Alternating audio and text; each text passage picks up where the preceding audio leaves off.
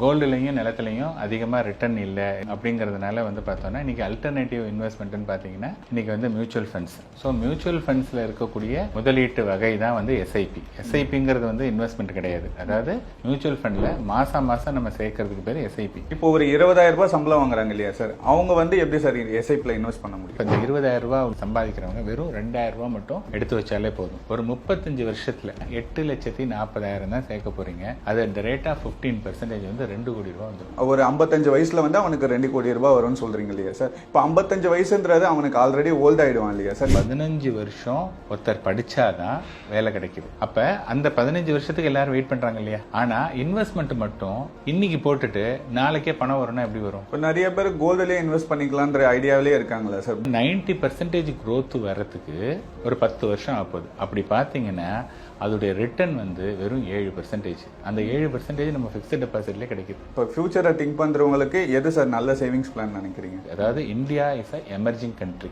எல்லாருமே என்ன நினைக்கிறாங்கன்னா the future is only in India அப்படிங்கிறதுனால தான் இப்போ வந்து ரீசெண்டாக கூட ஃபாரின் இன்ஸ்டிடியூஷனல் இன்வெஸ்டர் அவங்க எல்லாமே இந்தியாவில் பணம் போடுறாங்க. இப்போ வந்து மார்க்கெட்டில் வந்து 23,000 கோடி ரூபாய் எவ்ரி மந்த், ஒரு நாளைக்கு 1000 கோடி ரூபாய் மியூச்சுவல் ஃபண்ட் மூலமாக ஸ்டாக் மார்க்கெட்டில் வாங்குறாங்க.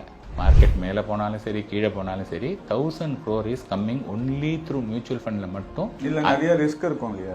எதில் ரிஸ்க் இல்லை? ரியல் எஸ்டேட்டில் ரிஸ்க் இல்லையா? லேண்டு வாங்குறான்னா அது பாட்டுக்கு ஒரு அசால்ட்டாக தாங்க சார் இருக்கு. அல்லது அரை கிரவுண்ட் எவ்வளோ ரூபாய் இருக்கும்? ஒரு 20 லட்ச ரூபாய் இருக்கும். ஒரு 10 வருஷம் கழிச்சு பார்த்தீங்கன்னா ஒரு 20 லட்ச ரூபாய்க்கு வாங்கினது கண்டிப்பாக ஒரு 50 லட்ச ரூபாய்க்கு மேலே போகும். நீங்கள் அதே 20 லட்ச ரூபாயை மியூச்சுவல் ஃபண்டில் போட்டிங்கன்னா 10 வருஷத்தில் மினிமம் 80 லட்சம். இந்த சேவிங்ஸ்னு பார்த்தாலே பொதுவாக நம்ம மக்கள் பார்த்தீங்கன்னா ஒன்று கோல்டில் இன்வெஸ்ட் பண்ணுறாங்க, இல்லை லேண்டில் இன்வெஸ்ட் பண்ணுறாங்க சார். இப்போலாம் வந்து ரொம்ப ட்ரெண்டிங்காக இருக்குது எஸ்ஐபின்னு சொல்கிறாங்க. ஒரு 20,000 ரூபாய் சேலரி வாங்குறவங்க எஸ்ஐபியில் எப்படி சார் இன்வெஸ்ட் பண்ணுவாங்க? இப்போ கோல்டுலையும் நிலத்துலையும் அப்படின்னதுன்னா இது வந்து காலகாலமாக எல்லாருக்குமே தெரிஞ்ச ஒரு விஷயம். அதனால வந்து நிறைய பேர் அதில் இன்வெஸ்ட் பண்ணிட்டு இருந்தாங்க. இன்னைக்கு வந்து பார்த்தோம்னா அந்த கோல்டுலையும் நிலத்துலையும் அதிகமாக ரிட்டர்ன் இல்லை. எஸ்பெஷலி நிலத்தில் வந்து நம்ம நினைச்ச போது விற்க முடியாது. அப்படிங்கிறதுனால வந்து பார்த்தோம்னா இன்னைக்கு அல்டர்னேட்டிவ் இன்வெஸ்ட்மெண்ட்னு பார்த்தீங்கன்னா இன்னைக்கு வந்து மியூச்சுவல் ஃபண்ட்ஸ். ஸோ மியூச்சுவல் ஃபண்ட்ஸில் இருக்கக்கூடிய ஒரு விதமான முதலீட்டு வகை தான் வந்து எஸ்ஐபி. எஸ்ஐபிங்கிறது வந்து இன்வெஸ்ட்மெண்ட் கிடையாது. அதாவது மியூச்சுவல் ஃபண்டில் மாதம் நம்ம சேர்க்கறதுக்கு பேர் எஸ்ஐபி. இது வந்து என்னென்னா சிமிலர் டு பேங்க்கில் நம்ம ஆர்டின்னு சொல்லுவோம் இல்லையா, ரெக்கரிங் டெபாசிட்னு சொல்லிட்டு இருப்போம் இல்லையா, அதே மாதிரி மாதம் ஒரு சேமிப்பு பண்ணிட்டு இருந்தோம். அதில் வந்து ஆர்டியில் நமக்கு கிடைக்கக்கூடிய ரிட்டர்ன் வந்து ஃபிக்ஸட் ரிட்டர்ன். ஒரு 7% 8%னா அதே ரிட்டர்ன் தான் வந்து த்ரூ அவுட் த டென்யூர் நமக்கு கிடைக்கும். ஆனால் இங்கே வந்து மார்க்கெட்டுடைய அப்ஸ் அண்ட் டவுன்ஸுக்கு ஏற்ற மாதிரி ஒரு தடவை நமக்கு வந்து மார்க்கெட் மேலே இருந்ததுன்னா கம்மியான யூனிட் கிடைக்கும், கீழே இருந்ததுன்னா அதிகமான யூனிட் கிடைக்கும். ஸோ லாங்கர் பீரியடில் வந்து நமக்கு வந்து கம்மியான லெவலில் வந்து மோர் யூனிட்ஸ் இருக்கும். அது வந்து ஃப்யூச்சரில் வந்து அதோடைய வேல்யூ வந்து இன்க்ரீஸ் ஆகும். ஸோ எஸ்ஐபிங்கிறது வந்து ஆர்டியும் எஸ்ஐபியும் ஒன்று தான். அதுக்கு பேர் ரெக்கரிங் டெபாசிட், இது பேர் சிஸ்டமேட்டிக் இன்வெஸ்ட்மெண்ட் பிளான். ரெண்டுமே ஒன்று தான். ஆனால் இதில் இருக்கக்கூடிய ரிட்டர்ன் வந்து ஜாஸ்தி. இப்போ ஒரு 20,000 ரூபாய் சம்பளம் வாங்குறாங்க இல்லையா சார், அவங்க வந்து எப்படி சார் எஸ்ஐபியில் இன்வெஸ்ட் பண்ண முடியும்? இப்போ நாங்கள் என்ன சொல்லுவோம்னா, நீங்கள் எவ்வளவு ரூபா சம்பாதிச்சாலும் ஒரு 10% வந்து நம்மளோடது இல்லை அப்படிங்கிறத முதல்ல எடுத்து வச்சிடணும். அதாவது உங்களுடைய முதல் செலவு சேமிப்பாக இருக்க வேண்டும். இப்போ நீங்கள் 20,000 ரூபா தான் ஒருத்தர் சம்பாதிக்கிறாருன்னா 2,000 ரூபாய் எடுத்து வச்சுட்டு 18,000 ரூபாயில் தான் அவர் எல்லா செலவையும் பார்க்கணும். நீங்கள் உடனே சொல்லுவீங்க, சார் 20,000மே பத்தலை, இதுலேருந்து எங்கே 2,000 ரூபாய் எடுத்து வைக்கிறது அப்படின்னு கேட்பீங்க. விலைவாசிலாம் அதிகமாகிடுச்சு. கரெக்ட். ஆனால் 20,000 ரூபா ஒருத்தர் சம்பாதிக்கிறாரு, 18,000 ரூபா ஒருத்தர் சம்பாதிக்கிறாரு இருக்காரா இல்லையா? அவர் எப்படி குடும்பம் நடத்துறாரு? எப்படியோ அவர் அட்ஜஸ்ட் பண்ணிக்கிறார் இல்லையா? 15,000 சம்பாதிக்கிறவங்களும் இருக்காங்கல்ல. அப்போ money is not the criteria. நமக்கு வந்து சேர்க்கணும் அப்படிங்கிற அந்த மனப்பாங்கு வேணும். ஸோ இந்த இது வந்து ரொம்ப சிம்பிள். நம்ம எவ்வளோ சம்பாதிச்சாலும் 10% நம்மளோடது இல்லை அப்படிங்கிறத நம்ம ஸ்டார்டிங்கில் எடுத்து வச்சிட்டோம்னா, இப்போ இந்த 20,000 ரூபா உள்ள சம்பாதிக்கிறவங்க வெறும் 2,000 ரூபா மட்டும் எடுத்து வச்சாலே போதும். இந்த 2,000 ரூபா வந்து ஒரு 35 வருஷத்தில், ஸோ 35 வருஷத்தில் வந்து பார்த்தீங்கன்னா உங்களுக்கு 420 மாதம் நீங்கள் வந்து 2,000 சேர்த்தீங்கன்னா 8,40,000 தான் சேர்க்க போகிறீங்க. அது அட் த ரேட் ஆஃப் 15% வந்து 2 கோடி ரூபா வந்துடும். அப்பா, எத்தனை வருஷத்தில்? 35 வருஷத்தில். 35 வருஷம். நீங்கள் உடனே என்ன சொல்லுவீங்க, சார் 35 வருஷத்தில் அன்றைக்கி 2 கோடிக்கு என்ன வேல்யூ இருக்கும் அப்படிம்பீங்க. ஸோ இன்றைக்கி 2 கோடிக்கு வந்து பார்த்தீங்கன்னா இன்னி தேதியில் வந்து பார்த்தோம் அப்படின்னதுன்னு வச்சுங்களேன், இன்றைக்கி வந்து இன்ஃப்ளேஷன் சொல்கிறாங்க இல்லையா, பணவீக்கம், அதை வந்து நம்ம ஒரு 6% அப்படின்னு நம்ம எடுத்துக்கிட்டோம் அப்படின்னதுன்னா 35 வருஷத்தில் வந்து பார்த்தீங்கன்னு வச்சுங்களேன் 1 கோடிங்கிறது வந்து 50 லட்சம், 50 லட்சங்கிறது வந்து 2 கோடிங்கிறது 1 கோடி, 1 கோடிக்கு அப்புறம் 50 லட்சம், 25 லட்ச ரூபா. இன்றைக்கி 25 லட்ச ரூபா என்ன வேல்யூவோ அதுதான் 35 வருஷத்தில் 2 கோடி வேல்யூ. நீங்கள் என்ன பார்க்கணுன்னா, நான் 2000 ரூபா சேமிக்கிற போதே என்னால் 25 லட்ச ரூபா சேர்க்க முடியுது இல்லையா? அப்படின்னா இன்றைக்கி தான் நான் என்ன சொல்கிறேன், இன்றைக்கி தான் 2000 ரூபா போடுறீங்க, 35 வருஷமும் 2000 தான் போட போகிறீங்களா? கிடையாது. அப்போ இன்க்ரீஸ் ஆகும்போது என்னென்னா அதுக்கேற்ற மாதிரி ப்ரொபோர்ஷனேட்டாக அங்கேயும் வந்துடும். அதனால் நம்ம என்ன நினைக்கணும்னா, என்னடா அது 2000 ரூபா தானே போடுறோம், இவ்வளோ வருமா அப்படின்ட்டு அந்த ஒரு டவுட் எல்லாருக்கும் இருக்கும். இல்லைங்க, அதான் அந்த டவுட் எல்லாருக்கும் இருக்கும். முதல்ல நான் என்ன சொல்கிறேன், ஃபஸ்ட்டு நீங்கள் வந்து இன்வெஸ்ட் பண்ணுங்கள், அதுக்கப்புறம் வருதா வரலையாங்கிறத பார்க்கலாம். கண்டிப்பாக வரும், முதல்ல நீங்கள் இன்வெஸ்ட் பண்ணுங்கள். இப்போ நீங்கள் சொல்கிறது பார்த்தீங்கன்னா, ஒரு 20 வயசு பையன் இப்போ 20,000 ரூபாய் சம்பாதிக்கிறான், ஒரு 35 வயசும் ஒரு 55 வயசில் வந்து அவனுக்கு 2 கோடி ரூபாய் வரும்னு சொல்கிறீங்க இல்லையா சார்? இப்போ 55 வயசுன்றது அவனுக்கு ஆல்ரெடி ஓல்ட் ஆகிடுவான் இல்லையா சார்? இப்போ ஒரு ஷார்ட் டைமில் இன்வெஸ்ட் பண்ணி இப்போது நம்ம இருக்க சொல்லையே அதை அனுபவிக்கிற மாதிரி ஏதாச்சும் பிளான் இல்லைங்க. அதாவது என்னென்னா காம்பவுண்டிங் சொல்கிறாங்க இல்லையா, அந்த காம்பவுண்டிங்க்கு வந்து டைம் தான் ரொம்ப இம்பார்ட்டன்ட். இப்போ இன்றைக்கி வந்து ஒருத்தர் வேலைக்கு போகணுன்னு வச்சுங்களேன், நார்மலாக அவங்க வந்து 12 வருஷம் ஸ்கூலிங் கரெக்டாக, அதுக்கப்புறம் ஒரு 3 வருஷம் ஒரு கிராஜுவேஷன், அல்லது 4 வருஷம்னா இன்ஜினியரிங், 5 வருஷம்னா மெடிக்கல். ஸோ நிறைய பேர் படிக்கிறது வந்து 3 இயர்ஸ் கிராஜுவேஷன். அப்போ 12 + 3 15 வருஷம் ஒருத்தர் படித்தாதான் வேலை கிடைக்கிது, கரெக்டாக இல்லையா? அப்போ அந்த 15 வருஷத்துக்கு எல்லோரும் வெயிட் பண்ணுறாங்க இல்லையா? ஆனால் இன்வெஸ்ட்மெண்ட் மட்டும் இன்றைக்கி போட்டுட்டு நாளைக்கே பணம் வரும்னா எப்படி வரும்? பணம் வராது. ஸோ நீங்கள் முதலீடு பண்ணணும் அப்படின்னதுனா மினிமம் டைம் ஃப்ரேம் வந்து ஒரு 5 வருஷமாவது நீங்கள் டைம் கொடுக்கணும். இப்போ ஃபார் எக்ஸாம்பிள் நீங்கள் 1 லட்ச ரூபா போட்டிங்கன்னா அட் த ரேட் ஆஃப் 15% 5 வருஷத்தில் உங்களுடைய மணி வந்து டபுள் ஆகிடும். சார் எனக்கு டபுள் பத்தாது அப்படின்னதா இருந்ததுன்னா இன்னொரு 5 வருஷம் கொடுத்தேன்னு வச்சிங்களேன், அங்கேருந்து இன்னொரு டபுள். அப்போ என்ன ஆகுனா 1 லட்ச ரூபா போட்டதுங்கிறது 10 வருஷத்தில் 4 லட்ச ரூபா ஆகிடும். அதே இது 15 வருஷத்தில் 8 லட்ச ரூபா, 20 வருஷத்தில் 16 லட்ச ரூபா. அப்போ வந்து என்னென்னா நமக்கு வந்து டைம் கொடுத்தா தான் ரிட்டர்ன் வருது. இப்போ நீங்கள் நிறைய பேர் சொல்லுவாங்க, சார் ரியல் எஸ்டேட்லலாம் நல்ல ரிட்டர்ன் வந்திருக்கு அப்படின்னதுன்னா எப்போ வாங்கினாங்க? அவங்க வந்து ஒரு சென்னையில் ஒரு வேலைச்சேரியில் வந்து ஒரு 30 வருஷத்துக்கு முன்னாடி, 25 வருஷத்துக்கு முன்னாடி, அப்போ ஒரு 10,000 ரூபா கிரவுண்டு, ஓகேங்களா, அல்லது 1 லட்ச ரூபா கிரவுண்டு அப்படின்னது. 1 லட்ச ரூபா கிரவுண்டு ஒரு 30 வருஷத்துக்கு முன்னாடி வேலைச்சேரியில் இருக்கும். இன்றைக்கி அது 1 கோடி ரூபா போகுதுன்னா எத்தனை நாள் ஆகிருக்கு? 30 வருஷம் ஆகிருக்கு. 30 வருஷம் ஆனதுனால அது 100 மடங்கு ஆகிருக்கு. அதனால் டைம் கொடுத்தா தான் வந்து இன்க்ரீஸ் ஆகுமே வழியாக நீங்கள் போட்ட உடனே வந்து இன்க்ரீஸ் ஆகாது. ஸோ டைம் நீங்கள் கொடுத்தா தான் ரிட்டர்னே பார்க்க முடியும். இப்போ நிறைய பேர் கோல்டுலேயே இன்வெஸ்ட் பண்ணிக்கலான்ற ஐடியாவிலே இருக்காங்களா சார்? கோல்டு ஃபஸ்ட்டு ஒரு ரேட் இருந்தது, இப்போ பார்த்தீங்கன்னா ஒரு 56,000 ரூபாய் வரைக்கும் போகுது இல்லையா சார் ஒரு சவரன்?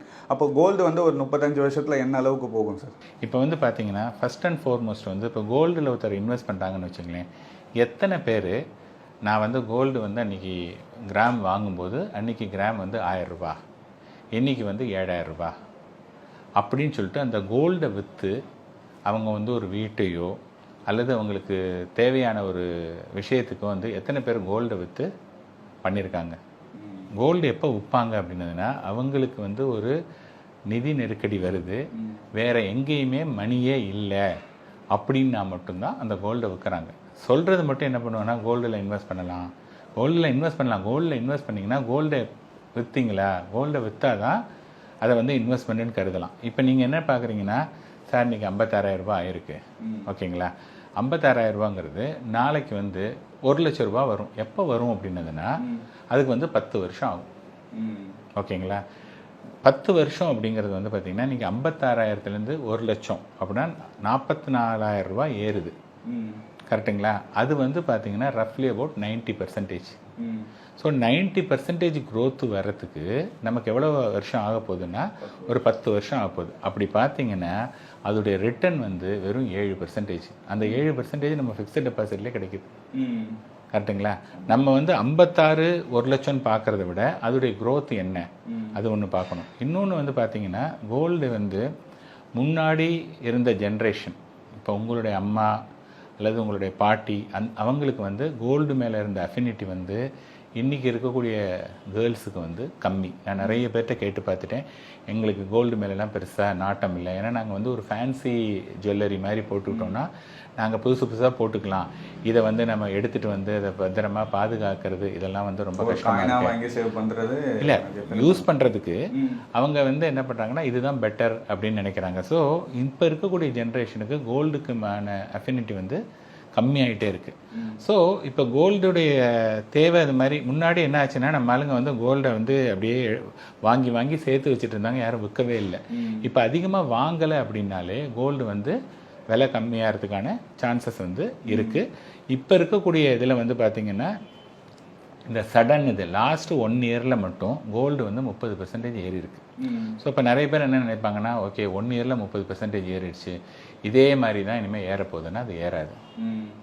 இப்போ இருக்கக்கூடிய அன்சர்டனிட்டி, அதாவது கோல்டு வந்து என்ன சொல்லுவாங்கன்னா gold is a safe haven அப்படிம்பாங்க. அதாவது நாட்டில் ஏதாவது ஒரு ப்ராப்ளம், ஒரு அன்சர்டனிட்டி ஒன்றும் தெளிவு இல்லை அப்படின்னதுன்னா ஓகே நம்ம வந்து கோல்டுக்கு போய்க்கலாம் அப்படின்றோம். இந்த அன்சர்டனிட்டிங்கிறது வந்து அது வந்து கொஞ்ச காலம்தான் இருக்கும், குறிப்பிட்ட நேரம் தான் இருக்கும் வழி அன்சர்டனிட்டி எப்போதுமே இருக்காது. ஏன்னா அன்சர்டனிட்டி எப்போதுமே இருந்ததுன்னா அது பேர் சர்டனிட்டி ஆகிடும். அப்போ கொஞ்ச நாள் தான் இருக்கும்போதுனால இன்னைக்கு எக்கனாமிக் சுச்சுவேஷன் சரியில்லை. இப்போ வந்து யூஎஸில் வந்து எலெக்ஷனில் யார் ஜெயிக்க போகிறாங்கன்னு தெரியல, இன்னும் ரஷ்யா யுக்ரைன் வார் முடியல, இந்த மாதிரி நிறைய குளோபல் அன்சர்டனிட்டி இருக்கிறதுனால இந்த ப்ரைஸ் இன்க்ரீஸ் ஆகிட்டு இருக்கு. இதெல்லாம் வந்து கொஞ்சம் காலத்தில் முடிவுக்கு வந்ததுக்கப்புறமா கோல்டு ப்ரைஸ் வந்து கண்டிப்பாக கீழே வரதுக்கான வாய்ப்பு நிறையவே இருக்குது. இப்போ ஃபியூச்சரை திங்க் பண்ணுறவங்களுக்கு எது சார் நல்ல சேவிங்ஸ் பிளான் நினைக்கிறீங்க? சரி, நான் தான் சொல்லேன் இல்லையா, இப்போ நான் வந்து இப்போ மியூச்சுவல் ஃபண்டுன்னு சொன்னேன்னா நீங்கள் இதை பார்க்குறவங்க என்ன சொல்லுவாங்க, அவர் வந்து ஒரு மியூச்சுவல் ஃபண்ட் டிஸ்ட்ரிபியூட்டர் அதனால அதுதான் நல்லது அப்படின்னு சொல்கிறாங்க. அது கிடையவே கிடையாது. என்னென்னா நம்ம எக்கானமி நம்ம கண்ட்ரி வந்து பார்த்திங்க அப்படின்னதுன்னா க்ரோயிங் ஸ்டேஜில் இருக்குது. அதாவது India is a emerging country. அதாவது ஒரு நான் என்ன சொல்கிறாங்கன்னா 20 வருஷத்துக்கு முன்னாடி சைனா வந்து எந்த ஸ்டேஜில் இருந்ததோ அந்த ஸ்டேஜில் நம்ம இருக்கோம். அவங்க 20 வருஷத்துக்கு முன்னாடியிலேருந்து அடுத்த ஒரு நெக்ஸ்ட் 10-20 இயர்ஸ் வந்து அவங்களுடைய க்ரோத் வந்து ஃபினாமினல் க்ரோத். அந்த க்ரோத் பாத்தில் இந்தியா இருக்குது, ஸ்வீட் ஸ்பாட் ஒன்று. ரெண்டாவது, இந்தியாவில் வந்து மக்கள் தொகை ஜாஸ்தி அண்ட் இந்தியாவில் தான் வந்து ஆவரேஜ் ஏஜ் பார்த்தீங்கன்னா, அதாவது ஒர்க்கிங் பாப்புலேஷனில் இருக்கக்கூடிய ஏஜ் வந்து பார்த்தீங்கன்னா இன்றைக்கி ரஃப்லி அபவுட் 30 இயர்ஸ் அப்படிங்கிறாங்க. எல்லா கண்ட்ரிலையும் 45-50 இருக்குது. ஸோ இந்த ஏஜ் பேண்ட் இருக்குது பார்த்தீங்களா, இது வந்து யாருக்குமே எந்த கண்ட்ரிக்கும் கிடையாது. சில கண்ட்ரிக்கு இருந்தால் கூட இவ்வளவு பேருக்கு வந்து அதே 30 ஏஜ் ஆவரேஜுங்கிறது கிடையாது. அதனால இந்த நெக்ஸ்ட்டு 20 இயர்ஸ் 30 இயர்ஸ்க்கு வந்து பார்த்தீங்கன்னா எல்லாருமே என்ன நினைக்கிறாங்கன்னா the future is only in India அப்படிங்கிறதுனால தான் இப்போ வந்து ரீசெண்டாக கூட ஃபாரின் இன்ஸ்டியூஷனல் இன்வெஸ்டர் அவங்க எல்லாமே இந்தியாவில் பணம் போடுறாங்க. இப்போ வந்து மார்க்கெட்டில் வந்து ஸ்டாக் மார்க்கெட்டில் வந்து ஒரு ஸ்டாக் வருதுன்னா அது ஃபஸ்ட்டு தடவை வரும்போது ஐபிஓன்னு சொல்லுவாங்க, initial public offering.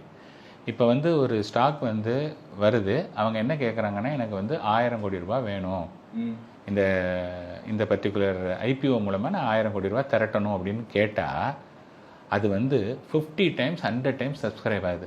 50 times subscribe ஆகுது அப்படின்னா என்னென்னா 1000 ரூபா, அதாவது 1000 கோடி கேட்குற இடத்துல 50,000 கோடி நிறைய பேர் வந்து இந்த வாங்கிக்கோன்னு கொடுக்குறாங்க. அப்படின்னா என்னென்னா லிக்விடிட்டிங்கிறது வந்து நிறைய இருக்குது. இது நம்பர் 1. நம்பர் 2 வந்து பார்த்தோன்னா ஃபஸ்ட்டு பேங்க்கெல்லாம் என்ன சொல்லியிருக்காங்கன்னா நிறைய இன்வெஸ்டர் வந்து எங்கள்கிட்டருந்து எடுத்துகிட்டு மியூச்சுவல் ஃபண்டுக்கெல்லாம் போகிறாங்க. அப்படின்னா என்ன அர்த்தம்னா இவ்வளவு நாளாக வந்து வெறும் சேஃப்டின்னு நினச்சிட்டு ஃபிக்ஸட் டெபாசிட்டில் இருந்தவங்களுக்கு இப்போ தான் கொஞ்சம் கொஞ்சமாக they started realising safety is okay but it is not beating the இன்ஃப்ளேஷனை பீட் பண்ணலை, அதனால் அது ஃபிக்ஸட் டெபாசிட் வந்து லாங் டேர்முக்கு யூஸ் ஆகாது அப்படிங்கிறத கொஞ்சம் கொஞ்சமாக அவங்க ரியலைஸ் பண்ணுறதுனால they are also moving money to the mutual funds. அதை தவிர மியூச்சுவல் ஃபண்டில் எஸ்ஐபின்னு சொல்கிறோம் இல்லையா, சிஸ்டமேட்டிக் இன்வெஸ்ட்மெண்ட் பிளான்லாம் இன்றைக்கி வந்து 23,000 கோடி ரூபா எவ்ரி மந்த். அதை வந்து பார்த்தீங்கன்னா இன்றைக்கி ட்ரேடிங் டேஸ் வந்து பார்த்தோன்னா 4 வீக் வச்சுங்க. 4 வீக்னா 4-2 8 நாள் வந்து மார்க்கெட் கிடையாது. 30 நாளில் 8 நாள் கிடையாதுன்னா 22 நாள் தான் ட்ரேடிங் டேஸ் நடக்கும். அந்த 22 நாளில் 23,000 கோடி அப்படின்னதுன்னா ஒரு நாளைக்கு 1000 கோடி ரூபா மியூச்சுவல் ஃபண்ட் மூலமாக ஸ்டாக் மார்க்கெட்டில் வாங்குறாங்க. இவங்கெல்லாம் என்ன பண்ணிட்டாங்கன்னா எழுதி கொடுத்துட்டு என்னுடைய அக்கௌண்ட்லேருந்து பணத்தை எடுத்துக்கோப்பா அப்படின்னு சொல்லியாச்சு. ஸோ மார்க்கெட் மேலே போனாலும் சரி கீழே போனாலும் சரி 1000 crore is coming only through mutual ஃபண்டில் மட்டும் மார்க்கெட்டுக்கு வருது. இல்லை நிறைய ரிஸ்க் இருக்கும் இல்லையா? எது ரிஸ்க் இருக்கும்ல? இப்போ மியூச்சுவல் ஃபண்டில் மணி போடுறோன்னா ரிஸ்க் இல்லை எதில் ரிஸ்க் இல்லை? ரியல் எஸ்டேட்டில் ரிஸ்க் இல்லையா? ரியல் எஸ்டேட்டில் ரிஸ்க் இருக்கா இல்லையா? நம்ம ஒரு லேண்டை வாங்குறோன்னா அது பாட்டுக்கு ஒரு அசால்ட்டாக தானே சார் இருக்குது. எப்படி இருக்கும்? இப்போ நீங்கள் ரியல் எஸ்டேட் வாங்குறீங்கன்னு வச்சுங்களேன், இப்போ உங்களுடைய ஆர்குமெண்ட்டை எடுத்துக்கலாம். இப்போ ரியல் எஸ்டேட் நீங்கள் வாங்குறீங்க, எங்கே வாங்குவீங்க ரியல் எஸ்டேட்னா? இப்போ ஒரு லேண்டை பார்க்குறோம். ஓகே, எந்த இடத்துல? ஏதாவது ஒரு ஏரியா சொல்லுங்கள். இப்போது நம்ம சொல்கிறது ஒரு ஆவடி சொல்லலாம். ஓகே, ஆவடியில் எவ்வளோ ரூபா? ஆவடியில் இப்போ என்ன ஒரு 1500 2000 ரூபா போகலாம். இல்லை ஒரு கிரவுண்டு எவ்வளோ ரூபா இருக்கும், அல்லது அரை கிரவுண்டு எவ்வளோ ரூபா இருக்கும்? ஒரு 20 லட்ச ரூபா இருக்கும் சார். ஓகே, அரை கிரவுண்டு 20 லட்ச ரூபா. ஓகேங்களா? இப்போ அங்கே வந்து 20 லட்ச ரூபா நீங்கள் என்ன சொல்கிறீங்க, அது மேலே தான் போகும் அப்படிங்கிறீங்க. ஓகேங்களா? இப்போ ஒரு 10 வருஷம் கழிச்சு அந்த 20 லட்ச ரூபாய்க்கு வாங்கியிருக்கீங்க இல்லையா, அந்த ஆவடி இது எவ்வளோ ரூபா போகும்? ஒரு 10 வருஷம் கழிச்சு பார்த்தீங்கன்னா ஒரு 20 லட்ச ரூபாய்க்கு வாங்கினது கண்டிப்பாக ஒரு 50 லட்ச ரூபாய்க்கு மேலே போகும் சார். 50 லட்ச ரூபாய்க்கு மேலே போகும் அப்படின்ட்டு நீங்கள் நினைக்கிறீங்க. 50 லட்ச ரூபாய்க்கு மேலே போகணுங்கிற நெசசிட்டி கிடையாது. ஏன்னா ஒரு ப்ராப்பர்ட்டி ப்ரைஸ் வந்து விலை ஏறணும் அப்படின்னதுன்னா அங்கே ஏதாவது ஒரு எக்கனாமிக் ஆக்டிவிட்டி நடக்கணும். அதை சுற்றி இருக்கணும். அதில் எக்கனாமிக் ஆக்டிவிட்டி இருந்தால் மட்டும் போராது. அங்கே வந்து மக்கள் வந்து அந்த ஏரியா, அங்கே எக்கனாமிக் ஆக்டிவிட்டி இருக்குது, அந்த இடம் வந்து வசிக்கிறதுக்கு வந்து எல்லாரும் விரும்புகிறாங்களா, அது வந்து அடுத்த கொஷின். டெவலப்மெண்ட் ஏரியாவாக இருக்கணும். ஸோ இப்போ வந்து அஸ்யூமிங் தட் அது மாதிரியே இருந்ததுன்னா நீங்கள் என்ன சொல்கிறீங்க, 20 லட்சங்கிறது 50 லட்சங்கிறீங்க 10 வருஷத்தில். நான் என்ன சொல்கிறேன்னா, நீங்கள் அதே 20 லட்ச ரூபாயை மியூச்சுவல் ஃபண்டில் போட்டிங்கன்னா 10 வருஷத்தில் மினிமம் 80 லட்சம் ஆகிடும். 80 லட்சம். இதை நீங்கள் போய் பார்த்துக்கணுங்கிற அவசியம் கிடையாது. அந்த 20 லட்ச ரூபாய் வந்து ஆகாமல் இருக்கலாம். இங்கே ஆறத்துக்கான சான்சஸ் நிறைய. கேரண்டிங்கிற வார்த்தை சொல்ல முடியாது, but predictability is high. So இங்கே வந்து 20 லேக்ஸ் போட்டால் நெக்ஸ்ட் 10 இயர்ஸில் 80 லேக்ஸ் ஆகிறதுக்கான சான்சஸ் நிறைய. ஆனால் அங்கே 50 லட்சத்துக்கு கேரண்டியும் கிடையாது. அதோடு இல்லாமல் அதை வந்து நாளைக்கு நினச்ச போது விற்க முடியாது. ஃபர்ஸ்ட் ஆஃப் ஆல் நினச்ச போது விற்க முடியாது. இப்போ நீங்கள் 20-50 லட்ச ரூபாய் இருக்குது, உங்களுக்கு ஒரு 20 லட்ச ரூபா தேவைன்னு வச்சுங்க, அந்த அரை கிரவுண்டை கிரவுண்டை வெட்டி விற்க முடியுமா? விற்க முடியாது. விற்றீங்கன்னா அடுத்த சின்ன பீஸை யாரும் வாங்க மாட்டாங்க. ஆனால் இந்த 20-80 லட்ச ரூபாய் இருக்குது இல்லையா, டியூரிங் த ப்ராசஸ் 20 நாளைக்கு 30-40 ஆகும்போதே கொஞ்சம் மணி வேணும்னாலும் எடுத்துக்கலாம். அல்லது இந்த 80 லட்ச ரூபாயில் ஒரு 10 லட்சம் எடுத்துக்கலாம், 20 லட்சம் எடுத்துக்கலாம். நீங்கள் என்ன வேணாலும் பண்ணலாம். இதை வந்து நீங்கள் டே இன் அண்ட் டே அவுட் போய் ப்ரொடெக்ட் பண்ணணுங்கிற அவசியம் கிடையாது. ஸோ என்ன சொல்கிறேன்னா, நீங்கள் அந்த நிலத்துக்குலன்னு போடும்போது நிலமும் ஏற்ற இறக்கம் இருக்குது. நிறைய இடத்துல வந்து பார்த்தீங்கன்னா வாங்கினதை விட கம்மியாக தான் நீங்கள் இப்போது யாரும் வாங்க முடியல. இப்போ இதில் வந்து 2 விதமான இன்வெஸ்டர்ஸ் இருக்காங்க, 2 விதமான வியூவர்ஸ் இருக்காங்க. இதில் வந்து இந்த வீடியோவை பார்த்துட்டு கமெண்ட் பண்ணுறது ஒருத்தர் என்ன சொல்லுவார், நான் வந்து எங்கேயோ ஒரு இடத்துல வாங்கினேன், இன்றைக்கி பயங்கரமாக ஏறி போச்சு, அது பயங்கரமாக ஏறிடும் அப்படின்பார். இது வந்து யாரோ ஒருத்தருடைய ஒரு ஒப்பீனியன். இன் ஜென்ரல் வந்து அது மாதிரி நடக்கலை. புரியுதுங்களா?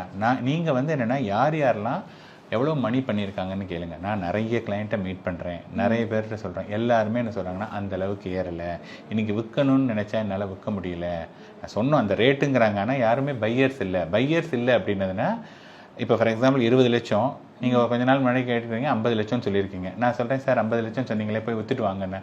சார் 50 லட்சம் சார், ஆனால் இப்போ வந்து 40 லட்சம்னா தான் வாங்கிக்கிறாங்க. அது இப்போ கொஞ்சம் அங்கே அந்த ஏரியாவில் இன்னும் கொஞ்சம் டெவலப்மெண்ட் வருது, அப்போ தான் அது போகுமா? அப்போ இன்றைக்கி விற்றா என்ன கிடைக்கிது? 40 தான் கிடைக்கிது, 50 கிடையாது. 50 நீங்கள் எதிர்பார்க்கக்கூடிய வேல்யூ, பட் கிடைச்சது 40 தான். அப்போ 40 அப்படின்னு பார்த்தீங்கன்னா 10 வருஷத்தில் 40ன்னா வெறும் 7% தான். அது பெரிய ரிட்டர்னே கிடையாது. ஆனால் நார்மல் மிடில் கிளாஸ் பீப்புளுக்கு வந்து இதானே சார் தோணும், ஒரு லேண்டு வாங்கணும் இல்லை ஒரு நகை வாங்கணுன்ற மாதிரி தான் தோணும். ஆனால் மியூச்சுவல் ஃபண்ட்ன்றவங்க படித்தவங்க மட்டும் யூஸ் பண்ணுற ஒரு விஷயமா தான் எல்லாரும். கண்டிப்பாக கிடையாதுங்க. அதாவது என்னென்னா, ஃபர்ஸ்ட் அண்ட் ஃபார்மோஸ்ட்டு நீங்கள் என்ன சொல்கிறீங்க, மிடில் கிளாஸ் இதுதான். இதனால தான் மிடில் கிளாஸ் ஏன் சஃபர் ஆகுது? மிடில் கிளாஸ் சஃபர் ஆகிறதுக்கு காரணம் என்னென்னா, இந்த மாதிரி ஒரு கண் காணாத இடத்துல ஒரு இடத்த வாங்குறது, அதாவது நாளைக்கு க்ரோ ஆகும் அப்படின்னு நினச்சிட்டு அவங்களுடைய இன்றைய தேவையை அவங்க வந்து பூர்த்தி பண்ணுறது கிடையாது. அவங்க அந்த மைண்ட் செட்லேயே இருக்காங்க. அந்த மைண்ட் செட்டில் இருக்காங்க. நான் என்ன இங்கே வந்து பார்த்தீங்கன்னா, இது படித்த மியூச்சுவல் ஃபண்டுங்கிறது படித்தவங்க மட்டுமே கிடையாது. மியூச்சுவல் ஃபண்டு வந்து நீங்கள் இன்வெஸ்ட் பண்ணணும்னா இன்றைக்கி கூகுளில் சர்ச் பண்ணலாம். என்ன மாதிரி நிறைய பேர் வந்து நிறைய வீடியோஸ் போடுறாங்க. அங்கே நீங்கள் வந்து உங்களுக்கு யார் பேசுகிறது உங்களுக்கு பிடிச்சிருக்கு, யார் சொல்கிறது உங்களுக்கு நல்லா இருக்கோ அவங்கள போய் அவங்களுடைய ஆஃபீஸில் போயிட்டு மியூச்சுவல் ஃபண்ட்னா என்னங்க, நான் என்ன பண்ணலாம் ஏதுன்னு கேட்டால் எல்லாருமே வந்து உங்களுக்கு கைட் பண்ணுறதுக்கு ரெடியாக இருக்காங்க. அப்படி வந்து தெரிஞ்சுட்டு நீங்கள் இன்வெஸ்ட் பண்ணலாம் இல்லையா? அதை விட்டுட்டு இது ஒன்லி பணக்காரங்களுக்கு தான் அல்லது படித்தவங்களுக்காகலாம் கிடையாது. இப்போ நான் வந்து ஒரு 1 இயராக வந்து சோஷியல் மீடியாவில் ரொம்ப ஆக்டிவாக இருக்கேன். எனக்கு வந்து பார்த்திங்கன்னா அக்ராஸ் இந்தியா, எங்கேயோ திருநெல்வேலியிலேருந்து கன்னியாகுமரியிலேருந்து எல்லாமும் சார் அதை பார்த்தோம் அது பிடிச்சிருக்கு நான் ஒரு 1000 ரூபாய் இன்வெஸ்ட் பண்ணிட்டோம் எல்லாருமே கேட்குறாங்க. அதனால் இது ஒன்லி படித்தவங்களுக்கு மட்டும்தான் அல்லது பணக்காரங்களுக்கு மட்டும்தான் கிடையாது. மியூச்சுவல் ஃபண்டில் வந்து ஆஸ் லோ அஸ் 500 ரூபாய், சில ஃபண்டில் 100 ரூபாய் கூட மாதம் சேர்க்க முடியும். இது வந்து it is for mass, not only for class கிடையாது, மாஸ்க்கான ப்ராடக்ட் இது. இப்போ நிறைய பேர் வந்து கஷ்டப்பட்டு சம்பாதிக்கிற காசை இவங்களை நம்பி போட முடியாது, நம்ம இப்படியே இருக்கலான்ற ஒரு மைண்ட் செட்லேயே இருக்காங்க இல்லையா சார், அவங்களுக்குலாம் என்ன சொல்ல விரும்புறீங்க சார்? இல்லைங்க, இப்போ நான் என்ன சொல்கிறேன், இதை வந்து நம்பி போட முடியாதுன்னா நீங்கள் அதை கேளுங்க. இப்போ நீங்கள் வந்து இடம் வாங்கினது மட்டும் யாரோ ஒருத்தர் சொன்னாங்கன்னு வாங்குறீங்க அல்லது நீங்களாக பார்த்து வாங்குறீங்க, அதுக்கு என்ன கேரண்டி? அதை வந்து இன்னொருத்தர்கிட்ட கூட ஒத்துருக்கலாம். மியூச்சுவல் ஃபண்டை பொறுத்தவரையும் பார்த்தீங்கன்னா யாருமே உங்கள் யூனிட், நீங்கள் வாங்கின யூனிட்டை யாரும் எடுத்துகிட்டு போக முடியாது. அல்லது இன்றைக்கி நீங்கள் வாங்கியிருக்கீங்க அது பயங்கரமாக க்ரோத் ஆச்சுன்னா நான் அவ்வளோ க்ரோத் கொடுக்க மாட்டேன், பாதி தான் க்ரோத் கொடுப்பேன் அப்படின்னு சொல்ல மாட்டாங்க. ஏன்னா இப்போ மியூச்சுவல் ஃபண்டுக்கு வந்து SEBI, security exchange board of India அப்படிங்கிற ஒரு ரெகுலேட்டர், ஒரு கட்டமைப்பு இருக்குது. அவங்க வந்து இது எல்லாத்தையும் வாட்ச் பண்ணிகிட்டு இருக்காங்க. யாராவது ஏதாவது தப்பு பண்ணாங்கன்னா அவங்க அதை பிடிக்கிறாங்க. அந்த ரெஸ்ட்ரிக்ஷன்லாம் நிறைய இருக்கிறதுனால அங்கே தப்பு நடக்கிறதுக்கான சான்சஸ் ரொம்ப ரொம்ப கம்மி. ஏதாவது 1 or 2 தப்பு நடந்தாலும் அதை இம்மீடியட்டாக வந்து ரெக்டிஃபை பண்ணிவிடுவாங்க. ஆனால் ரியல் எஸ்டேட்டுக்கு வந்து ரெகுலேட்டரே கிடையாது. இப்போ தான் ரெரார்னு சொல்லிட்டு ரெகுலேட்டர் கொண்டு வராங்க. அதோடு இல்லாமல் ரியல் எஸ்டேட்டில் வந்து கேஷ் ஸ்டில் அலவுடு. புரியுதுங்களா? இன்றைக்கி எந்த ப்ராப்பர்ட்டி, நீங்கள் ஒரு ப்ராப்பர்ட்டி வாங்கினீங்கன்னு வச்சுங்களேன், 1 கோடி ரூபா ப்ராப்பர்ட்டினா எவ்வளோ வந்து பிளாக்கு எவ்வளோ வெயிட்டும்பாங்க. அது விற்றீங்கன்னா நிறைய பேர் சொல்கிறாங்க சார் நான் வந்து 1 கோடி ரூபா ப்ராப்பர்ட்டி விற்றா 30 லட்ச ரூபா தரான் பேங்க்கில், 70 லட்ச ரூபா கேஷாக கொடுக்குறாங்க. அந்த 70 லட்ச ரூபா எப்படி உள்ளே கொண்டு வருவீங்க? அதுக்கு 1000 ரூல்ஸ் இருக்குது, பயந்து இல்லை அது வந்து பார்த்தீங்கன்னா அதெல்லாம் ரிஸ்க்கு. ஸோ இங்கே வந்து பார்த்தோம்னா இது எல்லாமே பிளாக் அண்ட் ஒயிட், துளி கூட வந்து இந்த மாதிரி எங்கேயுமே வந்து இந்த மிஸ்டீலிங்லாம் எதுவுமே கிடையாது. உங்கள் அக்கௌண்ட்லேருந்து மணி மியூச்சுவல் ஃபண்டுக்கு போகுது, நாளைக்கு ரிடம்ஷன் கொடுத்தீங்கன்னா மியூச்சுவல் ஃபண்ட்லேருந்து அங்கே வருது. இது வந்து ரொம்ப ரொம்ப சேஃப். இந்த ஏற்ற இறக்கங்கிறது வந்து ரிஸ்க்கு கிடையாது. இதில் என்னென்னா இன்றைக்கி நீங்கள் ஃபார் எக்ஸாம்பிள் இப்போ நீங்கள் மியூச்சுவல் ஃபண்டில் சார் நீங்கள்லாம் சொன்னீங்க அப்படின்னு சொல்லி நான் மியூச்சுவல் ஃபண்டில் ஒரு 10 லட்ச ரூபா போட்டிருக்கேன் சார். 10 லட்ச ரூபா போட்டிருக்கீங்க, எத்தனை வருஷம்? 5 வருஷத்துக்கு போட்டிருக்கீங்க. 5 வருஷம் எனக்கு தேவையில்லை அப்படின்னு போட்டிருக்கீங்க. இப்போ லாஸ்ட்டு 2-3 இயர்ஸாக மார்க்கெட் மேலே போயிட்டே இருக்குது. People are also expecting one correction. Suppose அந்த கரெக்ஷன் ரொம்ப நாளாக எதிர்பார்க்காங்க, வரல, நீங்கள் போட்ட உடனே கரெக்ஷன் வந்துருச்சு. அப்போ என்ன ஆகுது அப்படின்னா உங்கள் 10 லட்ச ரூபா வந்து 9 லட்சமோ 8 லட்சமோ கீழே வரலாம். ஆனால் நீங்கள் வந்து எத்தனை வருஷம் வெயிட் பண்ணுறீங்க? 5 வருஷம் வெயிட் பண்ணுறீங்க. அப்படின்னதுன்னா அந்த 10-8 ஆனது இல்லையா, அது அப்படியும் கொஞ்சம் கிராஜுவலாக வந்து 20 லட்சம் ஆகிடும். ஸோ இந்த இறக்கம் இருக்கு இல்லையா, அந்த 10லேருந்து 8 நான் ஒத்துக்க மாட்டேன் அப்படின்னா நீங்கள் மியூச்சுவல் ஃபண்டுக்கு லாயக்கு இல்லை. ஆனால் 5 வருஷம் இருக்குப்பா, 10 வருஷம் இருக்குது, ஷார்ட் டேர்மில் வந்து இந்த ஏற்ற இறக்கத்தை பற்றி நான் கவலைப்பட மாட்டேன், எனக்கு வந்து லாங் டேர்ம் தான் அப்படிங்கிற புரிதல் இருந்ததுன்னா நீங்கள் வந்து வரலாம். இப்போ ஒருத்தர் ஸ்கூலில் படிக்கிறாங்க, ஃபஸ்ட்டு 1 or 2 கிளாஸஸ் நல்லா படிக்கலை, ஒரு மேக்ஸ் வரல, இங்கிலீஷ் வரல அப்படின்னா நம்ம என்ன பண்ணுறோம்? டியூஷன் எடுத்துக்கிறோம். நம்ம ரிசல்ட் எப்போ பார்க்குறோம்? +2ல் என்ன மார்க் வாங்குறான், 10th என்ன மார்க் வாங்குறான், அப்போ தான் பார்க்குறோம். இந்த இன்பிட்வீன் வந்து நம்ம அதை பற்றி பெருசாக கவலைப்படுறது கிடையாது. அதே மாதிரி தான் ஷார்ட் டேர்மில் இருக்கக்கூடிய வாலட்டிலிட்டி கவலைப்படாதீங்க. லாங் டேர்மில் வந்து கண்டிப்பாக மார்க்கெட் வந்து ரிட்டர்ன் நிறைய கொடுத்துருக்கு. உதாரணத்துக்கு சென்செக்ஸ் வந்து பார்த்தீங்கன்னா 79-80, மும்பை பங்குச்சந்தை வந்து 100 பாயிண்டில் ஸ்டார்ட் பண்ணது, இன்றைக்கி 85,000 பாயிண்ட். அப்படின்னா 850 மடங்கு, 850 டைம்ஸ் லாஸ்ட் 45 வருஷத்தில் ஆயிருக்கு. ஸோ டெஃபினட்டாக வந்து இந்தியா வந்து அஸ் அ க்ரோயிங் எக்கானமி ஒரு 15% க்ரோத்துங்கிறது வந்து கண்டிப்பாக நிறையவே சான்சஸ் இருக்குது. ஒன்லி திங் வந்து உங்களுக்கு அதில் பிலீஃப் இருக்கணும். ஃபாரினர்லாம் பிலீவ் பண்ணுறான், நம்ம தான் பிலீவ் பண்ணுறதில்ல.